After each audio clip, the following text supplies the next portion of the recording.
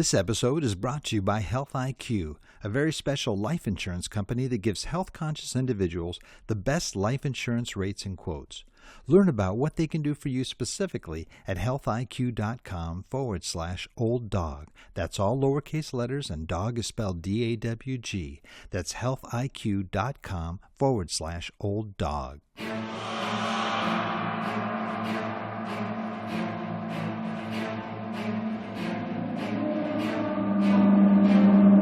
In a world where jobs are how most people make money, one man, one desire, one challenge dares to break the mold.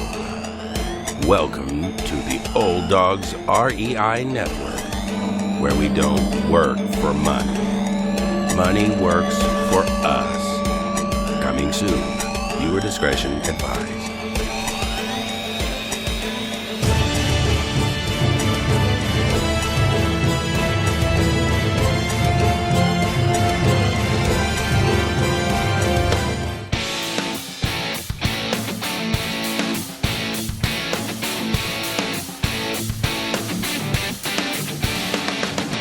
Welcome to the Old Dogs REI Network, where cash flow is king.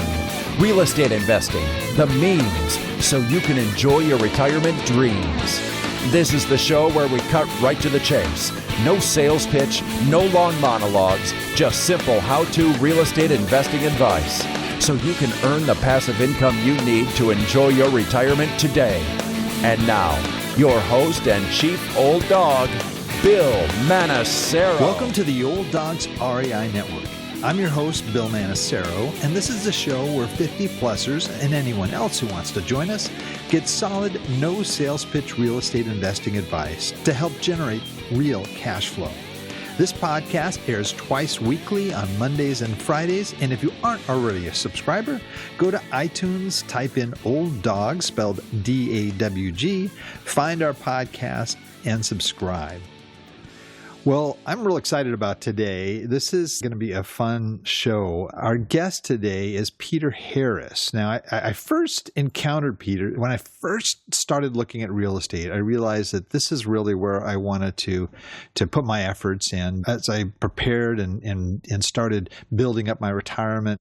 Just did a Google search, ended up on YouTube at one of Peter's incredible presentations. He always gets into a great amount of detail, has his whiteboard in front of him, and always mapped it out so clear that he became one of my favorite sites to visit on YouTube as I was very early on in getting involved with real estate investing. Just to tell you a little bit about him, he began investing in the late 90s. He has since acquired over 1,000 multifamily units, totaling over $50 million. Those purchases have spanned the United States from California to New York, Ohio, Arizona, Texas, and Oklahoma.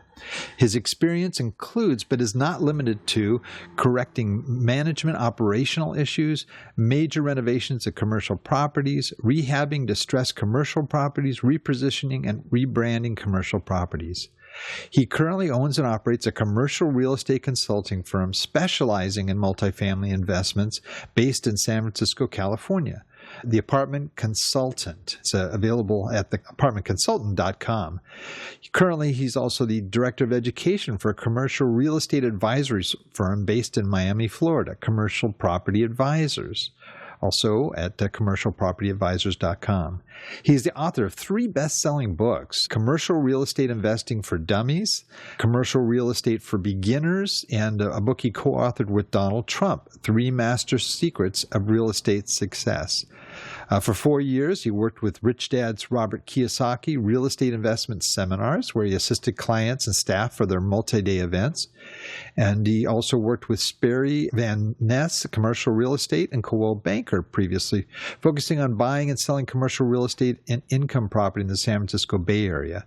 Peter holds a real estate broker's license from the state of California and holds a BS degree in applied physics from Cal State University, Northridge, and holds several U.S. patents.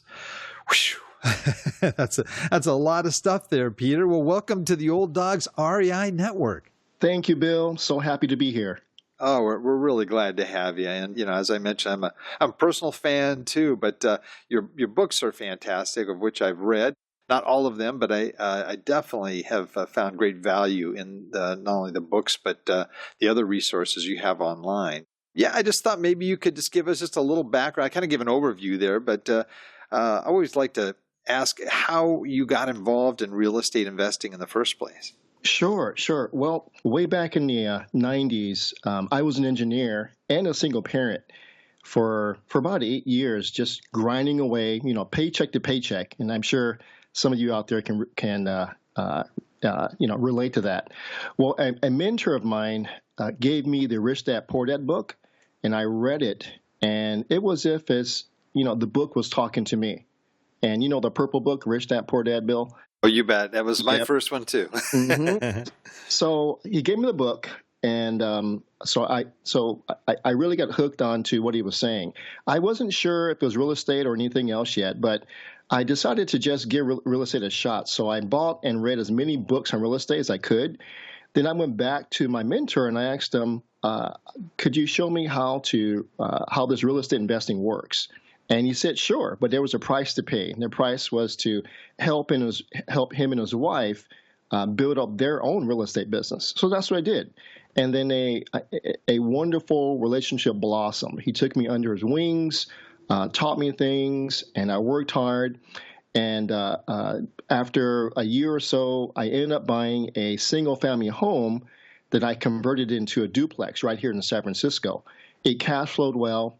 But it got me wondering, how can I buy more if I'm working a full-time job plus being a single parent? And then it started from there. And then from there, I just became a student of the game and just started buying smaller properties. I bought a 2-unit, and then a 4-unit, and then a couple more 4 units, and then a 7-unit, and then a 21-unit, and then a 44-unit. And then an 80 unit, and then a 110 unit, and then I went all the way up from 110 up to 200 units. I think my highest was about 302 unit complex. So just over the years, not all of a sudden, but over the years, over the decades, just going higher and higher and higher and higher and higher. So that's kind of got started. Oh, wow. Well, obviously, you must have realized that continuing to buy smaller units, you must have appreciated the economy of scale and started expanding and growing the number of units you were buying. Oh, yeah. What happened was one day I was sitting at my desk on a Saturday after a bike ride, and it was time to pay all the bills. I had like 8, I would guess, residential properties, right below. There were 4 units and below. And I had a stack of bills there, and I hated the accounting part. I absolutely hated it. And I dredged it that time of the month, every month. And then I shared with my mentor, and then he was into smaller apartments. He goes, Peter, have you thought about just combining, those number of units under one roof? I go, what do you mean by that? He said, that's called an apartment building. I go, ah. So that's when I started thinking, wow, you mean instead of writing, 8 mortgage checks, I can write one. Instead of dealing with, 11 roofs, I can deal with one and one property manager instead of 4. And then that sold me right there. Yeah, that sounds like my story too. It was actually the first 3 properties I bought were 2 single family and a duplex. And already, I paid about the same for each of those 3 properties. Yet I just kept looking at the duplex saying, I'm making twice as much here. I only have 1 property tax. And it clicked pretty early on. And I realized, gee, man, imagine if that's 10, as opposed to 10 houses, 10 units. You start to appreciate the economies of scale as it starts to get bigger and bigger. And you also start to appreciate the cash flow and the ability of producing wealth, because in a 4-plex, triplex, and duplex, as you increase the cash flow, the NOI, the value doesn't go up. But in my commercial properties, as I was getting better and better at managing the property, as my NOI will go up, I would show my properties to the banker. He goes, Peter, you can pull out all your money. And so I learned, wow, this commercial thing is great. That didn't work in my 4-plexes, but on the 5 units and up, that was great. So when I was able to take out all my down payment and continue to buy properties, and So that was kind of an aha moment for me.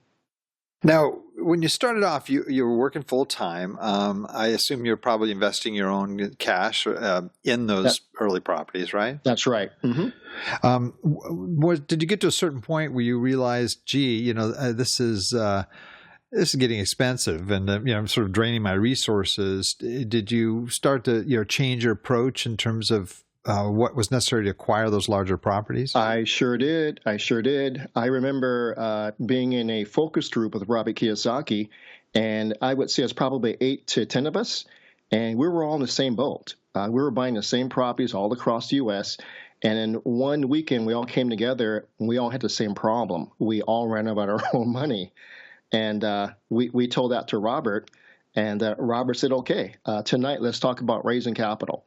So that night, he shared with us that all of us have to learn how to raise capital, right? So in these focus groups with Robert, you really have to perform or you don't come back. It's that simple. Right? Really? Yes, wow, it was hardcore. It wasn't a very nice, he wasn't a very nice person at the time.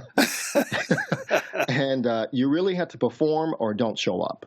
So we were all forced to go out and raise capital, no matter how small. So what I did was I went out, and I just had to raise in my first syndicated deal just about $66,000. That's all I had to raise. To me, that was a lot because I didn't know how to do it. So I managed to do it at the last minute, right? Last minute, investor showed up.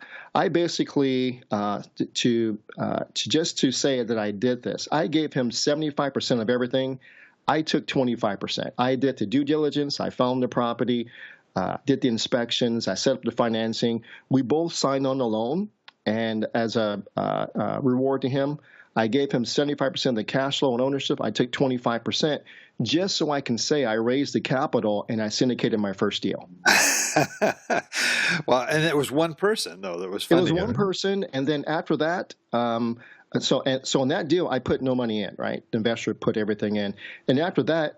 Same investor, we did deals later on that were 50-50 with me still putting no money in. Wow. And was it hard to find that person, or was it somebody that was close to you already knew? Yeah, I knew that person already, and that person had just kind of noticed, they noticed my new car outside, and so I was young, and I bought a Corvette. Right.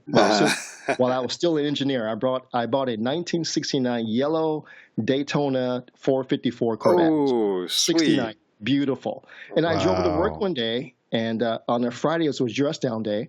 So I drove it to work, and I think I caught the attention of that person. And that person comes up to me and just says, "Hey, I see that you're in real estate. My husband and I have some money on the side. Could we talk to you?" And that was it. So the car kind of sold my first investor.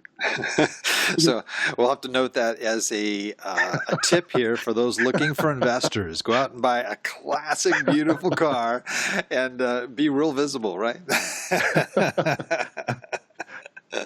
And I did the preparation. I had Robert had taught us how to put together an executive summary, how to make the deal attractive, how to do the sales part. I did all that, but it was easier than I thought. And I think a lot of investors get hung up on themselves, scared to approach investors, not knowing what to say. And you just have to be yourself, Bill. Right. It's about trust. It's about trust.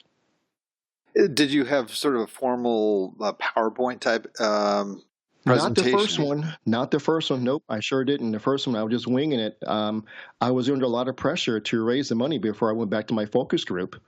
And so I just had to do it. And I did it. After that, yes, I had to put together, let's see, back then, Bill, we didn't have PowerPoint. Let's see. Did we? We probably did. It was probably PowerPoint 2000. Right. And but it was more of printing out the slides and putting together kind of a pitch book, that type of thing. I got it. Before and after, things like that. It was that simple. Now, did you have much of a track record at that time when you were presenting it to the investor? A small track record of my smaller properties, yeah. Okay, great. Mm-hmm. That property was an 11 unit. And that was my largest property at the time. Now, when you were an engineer working full time, how long? You started in the late '90s. You said, how long was it before you were able to actually quit and go full time into real estate investing? It took me 4 years. 4 years. 4 years of hard work, but it was well worth it. Right. I was a single parent at the time, and we all need a why, right? And I'll share with you one of my favorite books that kind of lines it up. But we all need a why, and my why was I was a single parent, and I guess we were struggling a little, and I would always set goals, and I was just kind of struggling of, trying to find myself and everything, and I looked at my son. I really wanted to provide a good life for him, right? And so that was kind of my why. And so one thing that I did was I printed out 8 happy faces with my birth date on it, and that birthday was the day I turned 40. Right, and I printed them out and I put them all over my house, even including in my refrigerator. Right. My bedroom mirror, my bathroom mirror, along the hallway, living room, entertainment center. So as I walk around the house, it reminds me that I need to get my butt working because at age 40, I want to retire from the corporate world. Ah, okay. So I did that. And then also, too, being a single parent, I had a lot of support from my mom, my son's best friend's parents. They really helped me out. And my goal was to retire early enough where I can take the kids to school, because they took my son to school for years as I would just work, 2 jobs plus travel trying to buy property. So at the age of 40, I was able to drive about 3 or 4 kids every day to high school from the 10th, 11th, and 12th grade. And that's what it's all about. Wow, that's neat. That's a great story. That's a really great story. You got to have your why. The why has to be there. That's a real good point. Real good point. Do you know how many units you had at that time by the time that you quit? Yeah, I had about 80 at the point. About 80 is enough to be able to quit. And so Robert was big on us producing our rat race number, and the number that cash flow that you need to get out of the rat race. And that was no fluff. There was no vacation, nothing. It was just bare bones, mortgage or rent, car insurance, health insurance, groceries. That's it. Mine was $4,200 a month back then. Mm-hmm. And so 88 units equaled $4,200 a month. And then so I just have to, burn the ship and push it away. So if you could state your why in a sentence, did you have that? I mean, something in front of you, something that you kept there to keep you reminded? No, it was a series of events, Bill. Let me share one of them with you, right? Okay. So it was Robert again. We're sitting in our focus group, and we're playing games. And Robert's games, he said, reflects behavior. So he was watching us. It was a small group. And I wasn't performing very well during the games, and he noticed it. So at the end of the night, it was around 11:30 at night, he called us together, and then he stood on a pedestal just to talk to us. And he looked at me. This is my mentor. I looked up to. He looked at me, and he put the L sign in front of his head and called me a loser. He has such a way with people. Yes, I really he does. Like that. He does. And it shocked me, to the core. My, mentor would call me a loser, but he was right, because I was living too small. I was letting the little voices dictate, my accomplishments, my goals. I was setting goals too small. He could see it in my game playing, and then that's all I needed. So was for someone to kick me in the butt like that and call me a loser. So I went back to my room that night. This was in Arizona, and then I'm not too ashamed to admit that I cried. Started crying that night. Right. And I realized I can't do that to my son. I can't do that to myself. I had to, go out there and be all that I can be. So I went back home, and within a month, I had 5 deals under contract. Seriously, wow. And how long a period of time? In about a month, I had 5 deals under contract. I took that much action. I was that fired up. What year was that, roughly? That was around 2000-ish. Yeah, 2002-ish. 3-ish. Yeah. Wow, that's amazing. And just out of curiosity, were you guys playing the cash flow game, or No, we were playing liar's poker. Oh, Yeah, serious game, serious. oh yeah. Oh, that is so funny. Wow. And what was the just? I forgot to ask this earlier too.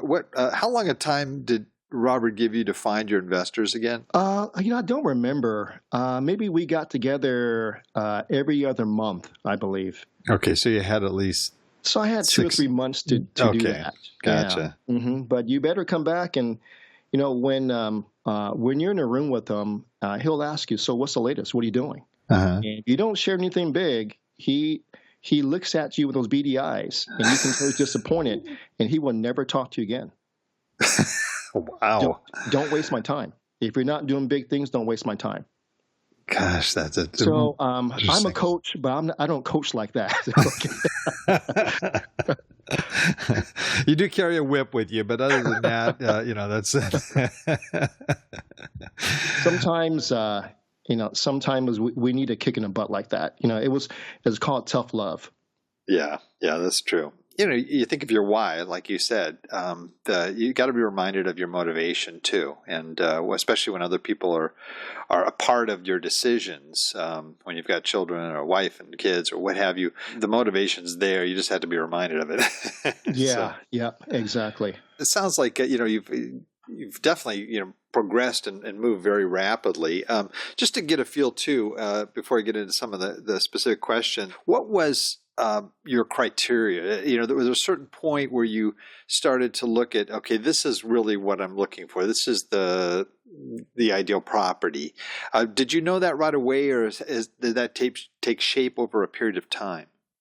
Yeah. I'm a big believer in focus, and real big believer, right? And I believe you should focus on one asset type at a time. And I decided to focus on apartments. I happened to choose the right one. And then I developed a passion for it, so much that back in 2003, I believe, I started teaching at, if you recall, what was that group called with Robert, the Learning Annex. I started teaching at the Learning Annex. I remember that place. Yeah. Uh-huh. And I started teaching. I developed a coaching program and started teaching at the encouragement of my mentor. He said, "Peter, you ought to teach this stuff." So I taught people how to buy duplexes and fourplexes. And when you teach something, your skills get sharpened. And so every year we had to set goals. And every year I had to say, okay, I'm going to buy a 40 unit this year. Okay, I'm going to buy a 100 unit this year. So every year we would set goals. And so it really dawned on me that, one year I did decide to buy a self-storage. Didn't like it, wasn't good at it, and I figured, okay, I'm going to stick with multifamily with apartments. And that's what I did, and that's what I do today. That's my focus. Right.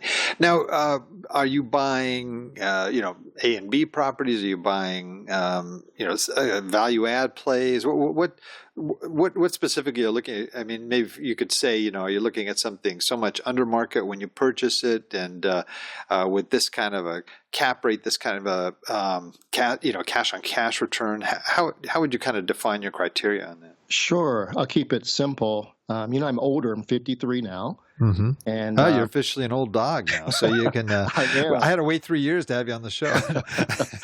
I am, and it's still multifamily. And as I get older, I shy away from C class because I can now, and so I try to do less drama on the deals, and I find that to be more in the B plus class asset type.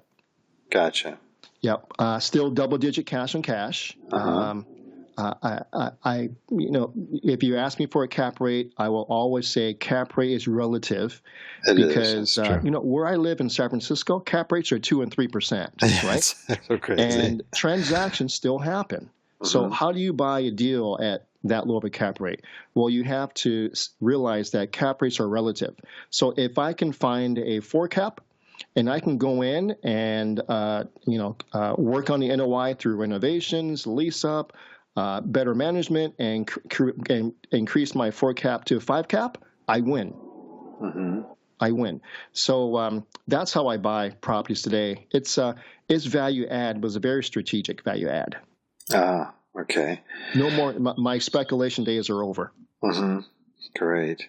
Now you buy all over the country, though, so I'm sure you're dealing with a lot of different cap rates and different Yes. types of returns. Yes, all over. Is that your preference right now to buy, or it just depends on the deal? It depends on the deal, but value add is important because this market is pretty heated, as you know, the apartment market, and it's tough finding good deals. So you really have to have a sharp eye in knowing how to create the value add without too much speculation. That takes practice and experience and some wisdom and good people on your team. God, that's great. That's great. Well, in the time that you've purchased, I'm sure you've learned a lot, and we like to ask this question coming up here because I think we learn a lot through others' mistakes. And in my show, one of the things I do on Fridays, I have this. It's called Fun Fact Fridays, and I actually share my real to life trials and tribulations, unfortunately exposing way too much how much the bad decisions I make. But I do that on purpose so that folks can learn and hopefully not repeat the same mistake. And so, I'd like to ask you, what would you say is sort of your biggest mistake in your investing activities? Let's see, biggest mistake. I would say the one I think about the most is selling at the wrong time. Yeah, mistiming the real estate cycle, and I did that a couple of times, and I have literally left millions of dollars on the table. And so in that, I learned two things. Because number one is for me to become a student of my target market, and let me explain this. There is no such thing as a national real estate market, right? No such thing. Our country is made up of hundreds of submarkets, right? And there's no such thing as a national. When you see a national report, what real estate is doing, it means nothing. Love that. I love that approach. Mm-hmm. That is so true. Because where San Francisco is on a real estate curve is totally different than where Dallas, Texas is on the curve, right? Mm-hmm. Right. So therefore, you need to adjust your exit strategy accordingly, right? Accordingly. So from missing and mistiming the real estate cycle, I learned that. And the second thing I learned, I sound like a broken record, but focus, right? Focus on one asset type. A real estate curve in one city for both an apartment building and an office building, they can be on different phases on the curve, right?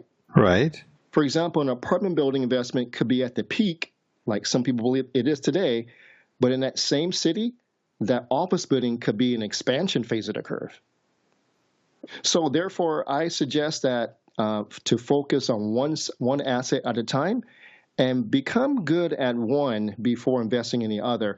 I'm not sure about you, Bill, but I know a lot of successful real estate investors, commercial, and I don't know anyone who's really good at multifamily and really good at office, right? They're focused. They're really good at one or the other, not both. Right. So for each asset type, you got to consider quite a few things: demographics, even politics, supply and demand, even social patterns when you think about it, taxation, the business climate, job and income growth, all that stuff, So there's so much to consider. So focus. So I made that mistake because I didn't focus. I was kind of all over the board. Right. And, so that'll never happen again. So just a extension of that answer there, do you, before you go into a market, do you try to sort of create your own bell curve where Yes. exactly where they are in that Yes. bubble, so to speak? Yeah. Because I focus on one asset type, I have a feeling to look at several different things to see where it is on the curve. Gotcha. You can figure it out. Now, I couldn't do that with shopping centers because that's not my specialty. Mm-hmm. But with apartments, I can figure it out. That's great. That's great. That sounds like another whole different podcast. Oh, yeah. I might, but I'm going to want to ask you back and just zero in on how you assess a market and what kinds of factors you look at and so forth. That's a great area. Yeah, that would be. Well, moving on here, you're looking at your biggest mistake. Conversely, I'd like to look at sort of what you would say is your biggest success. Great. Yeah, I'd like to share that. I don't like to brag about myself. So if you don't mind, I'd like to brag about a client of mine. If you don't mind, I really helped out, and they're doing great things. Is that okay? That's fantastic. Okay, great. Because it's not about me, Bill. All right. So I have these two clients named Chris and Kim. Chris is a airline pilot. He's in his 60s, right? He has his United Airlines pilot, but he doesn't have enough to do what he wants to do. What he wants to do, which he's already doing, is he wants to adopt more kids, right? These are at-risk kids. So he has about 4 of them. He has 3 kids of his own. He has 4 of them right now, and 2 more on the way, right? So he'll have a house full of 6 adopted kids, right? That he wants to take care of and bring up. And he shares with me some of the things that go along in his house, and it's just absolutely crazy. So this guy's heart's incredible. So when he came to me wanting to help him invest in commercial, by all means, so let's go for it. So to make a long story short, I introduced him to a lender of mine that had a distressed 90-unit property in Texas. It was 60% occupied, 40% were paying. And when he did his walkthrough, he found out that out of all those vacancies, there were 36 units that were pretty much just needed vacuuming and some Lysol. They were ready to lease up. So a horrible property manager. So to make a long story short, we got the seller to carry back almost a $1.2 million seller carry second, and we got hard money to come in. He put a little bit of money of his in. But after a year, we created a $2 million profit and $7,000 a month in cash flow, all in less than a year. And so I want to brag about this because of him. And this is what real estate can do for you when you have your why, right? The right people show up, right? Circumstances happen when you have your heart in the right place. So I'm just so excited to be able to help people like Chris and his wife Kim. And I would say if I could think of a great success today, that would be my greatest success, because what this property would do for him and his adopted kids, and he wants to adopt more, to me, that's what life is about. God, that's neat. That's a neat story. Thank you for sharing that. You're welcome. Appreciate that. Wow. It kind of brings the question to point just off the cuff here. When you buy your properties and even the property that he bought, do you buy for the long term? Do you have sort of a 3 to 7 year range, or how are you buying generally? Long term. It has to be cash flow and long term, Bill. So if you bring investors in, do you sort of cash out and pay them off later on? Refi or something, or it's a 5-year horizon. Okay. I wouldn't recommend anyone syndicating to have a 3-year horizon because of where the certain markets are today. I couldn't make a blanket statement, but I would say 5 years is probably a good time, and 7 years max. Gotcha. But if you can't see an exit strategy after 7 years, you don't understand the deal well enough, or it's not a good enough deal. But if you can have a razor sharp exit strategy that everyone agrees with in 5 years, go for it. Right. And do you have some properties that you're just holding on to indefinitely, or? Oh yeah. Great. Properties are like people, right? The parts start wearing out. Like, my shoulder is kind of hurting these days, right? As I'm getting older. So I have to do some repair of my shoulders, right? So what people don't realize are properties are the same way. So after 5 years, you're going to have to, on your 100-unit property, you're going to have to spend, $70,000 on a paint job. Mm-hmm. So you better, start putting money away for that paint job, right? After 10 years, you're going to have probably refi and do a $300,000 roof job, right? So we always think of long term, and then with that, you have to realize that the properties don't have an infinite, lifetime. Now, I'm speaking for properties that I own myself. My investors probably want to be in for 5 years. So in 5 years, I'm going to have to dispose of the property and pay everybody back. Gotcha. But if you're doing the deals on yourself with your own money, think long term. Gotcha. Good information. Good advice. Speaking of advice, our audience are 50-plussers, and some of them are preparing for retirement. They're concerned about what they're going to be earning. Maybe the pension they have or their Social Security, whatever they've saved, they're wondering whether that's going to be enough to be able to sustain them through the long term. There are others that are already in retirement that are struggling and are looking for ways to increase their cash flow. For those folks out there, what kind of advice would you give them getting started later in life? Like myself, I'm one of those folks that fall into that category. What kind of advice would you give them about how to get started and set up a successful plan? Sure, yeah. A lot of my clients and students that I work with are in that age range, right? They're in the 50s, 60s, and sometimes 70s. And so what I have discovered is a lot of them have had failures, right? Some serious life experiences that have, shaped, their lives and their decision making. So I want to speak to those that have had a few failures and are gun shy or don't know where to start. All right. So 4 things come to mind. Number 1 is for us out there that have had failures. I'm, speaking to the choir here because I've had some in my life too. And so number 1 is don't take the failure personal. Never take it personal, right? Number 2, and is really important, is after your failure, go ahead and get knowledge that you haven't had before, right? But don't let the fear dominate you. And I say this, Bill, because I work with a lot of these folks that are, my age, your age, and older, and I can see the fear. I can see their past on them. And I tell them, your mindset needs to be adjusted right now because you're stuck in the past, right? We need to be fresh, have a fresh mindset so we can make fresh and, abundance-minded decisions. So number 1, don't take failure personal. Number 2, get knowledge you haven't met before and don't let the fear dominate you. Number 3, you just have to jump back in. But this time, measure twice, but cut once.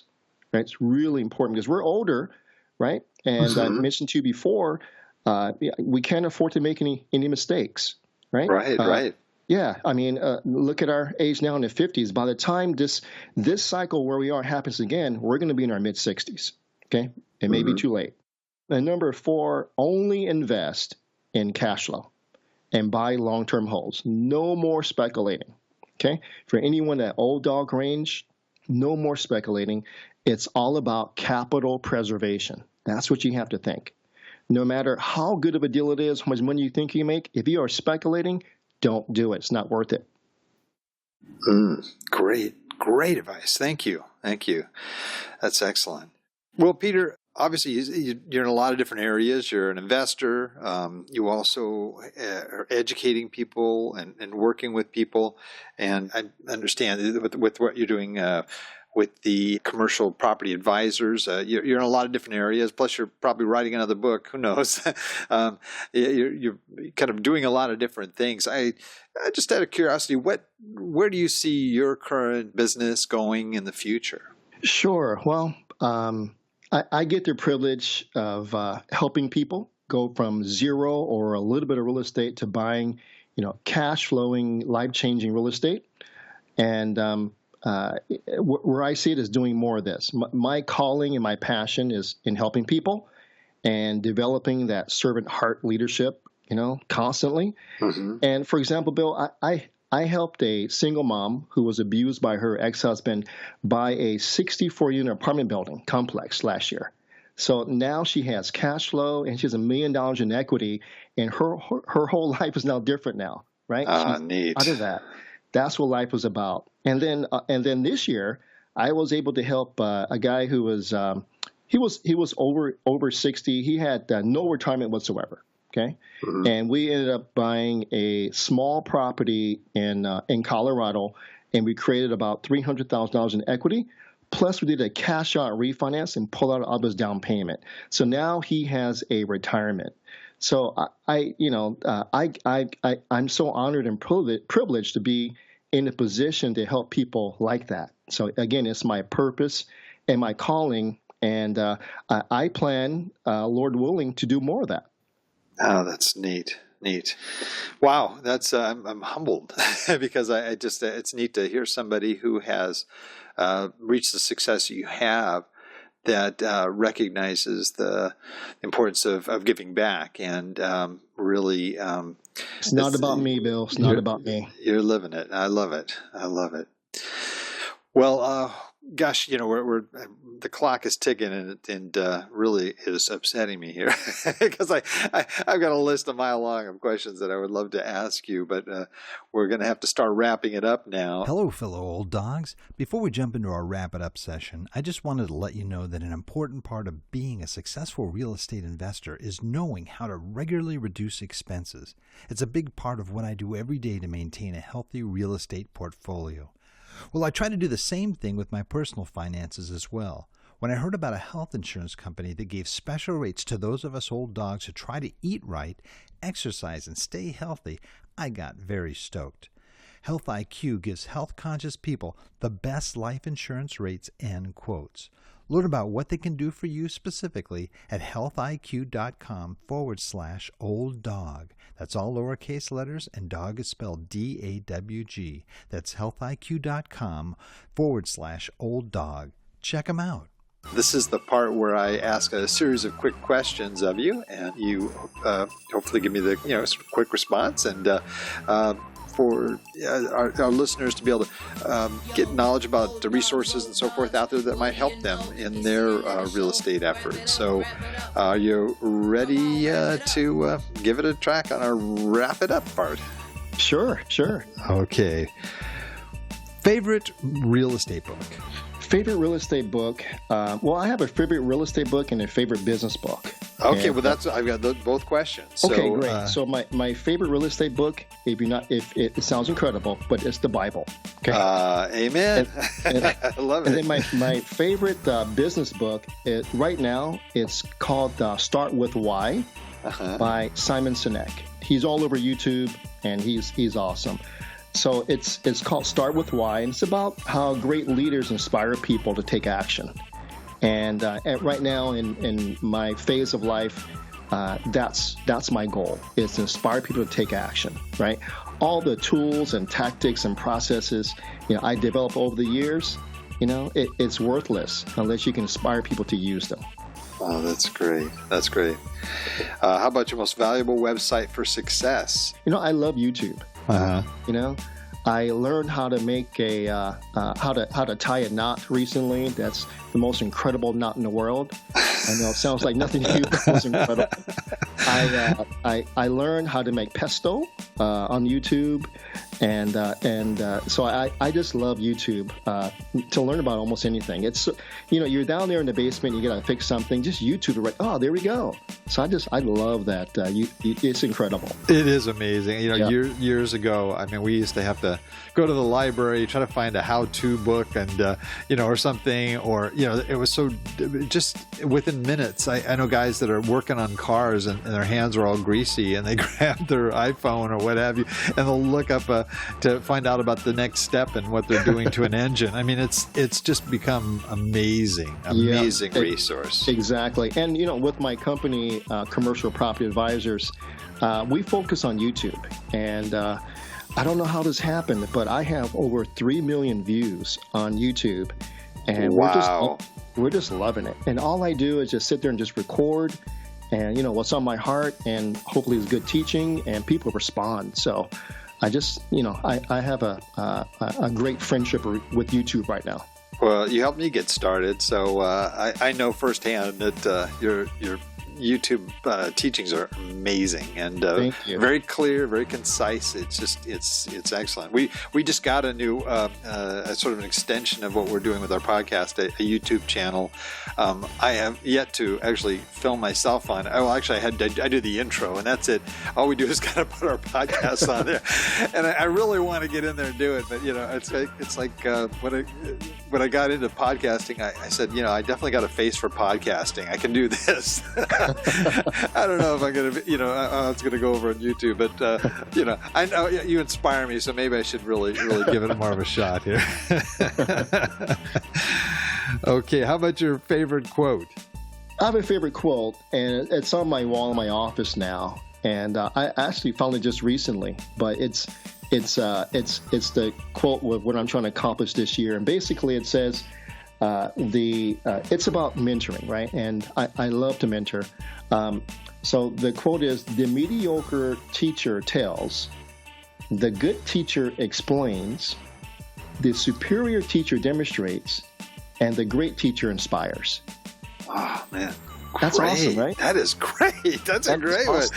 one. I like that. Gosh, that's great. Whew.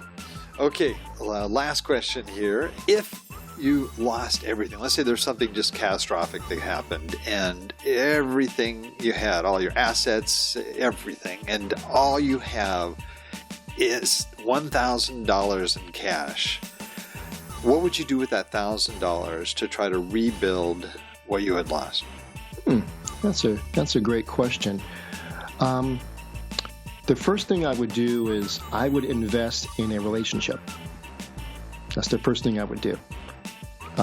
Most likely a mentor, right? Most likely somebody I can serve and help out and learn from, because I really believe in that.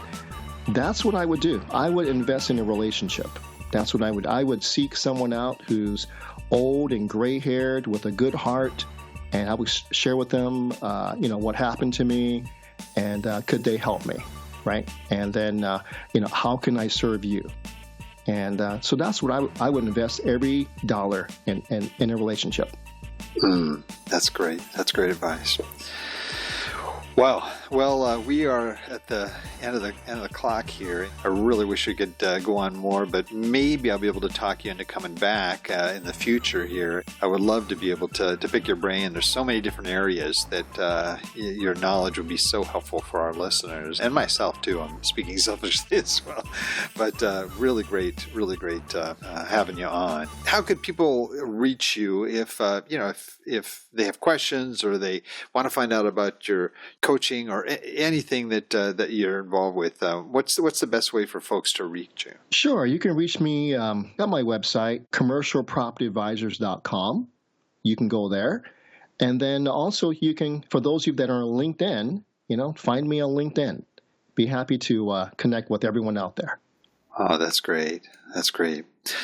Well, it has been really a blast, Peter. I can't thank you enough for coming on. We have a tradition, of course, where the show's not over yet, and we are called the Old Dogs REI Network. Part of that old dog tradition is giving our guests the opportunity just to be able to give their best old hound dog howl. Now, I know you grew up in the Bay Area. You probably didn't have a lot of hound dogs around, but we're still going to give you a chance here. Maybe there's, who knows what kind of dogs you might have had around your neighborhood, but we're just going to go ahead and let you close us off with your best old hound dog howl. Thank you. I've had a Siberian Husky, and that's a beautiful dog. He howled quite a bit, so I'll probably howl like him. Okay. Well, all right. Well, let it go. All right.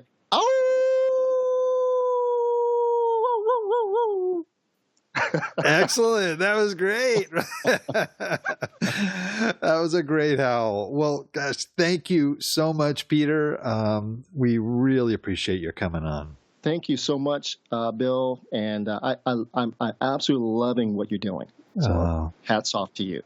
Thank you so much. And I also want to thank all of our old dog listeners out there for joining us. I know there's a lot of other things you could be doing right now, but the fact that you've taken the time to join us really means a lot, and we greatly appreciate it. Please note, old dog listeners, everything presented here today can be accessed in our detailed show notes on the Old Dog website at olddogs, of course spelled DAWGS, REINetwork.com/blog. That's where the show notes are, and people say, well, why don't you have /show notes? Well, that'd be too easy. So we're going to let you go to the blog section and find those show notes, and just look for the episode with Peter Harris. That's the show for today. Remember, cash flow is king, real estate investing the means. And until next time, keep moving forward, and may God bless. Thank you very much for visiting the Old Dogs REI Network. We would greatly appreciate if you would stop by iTunes and let us know what you think of the show. We would love if you could subscribe to the podcast, give us a 5-star rating, and write a review. The more ratings and reviews we receive, the more visible the podcast will be to others. Thank you.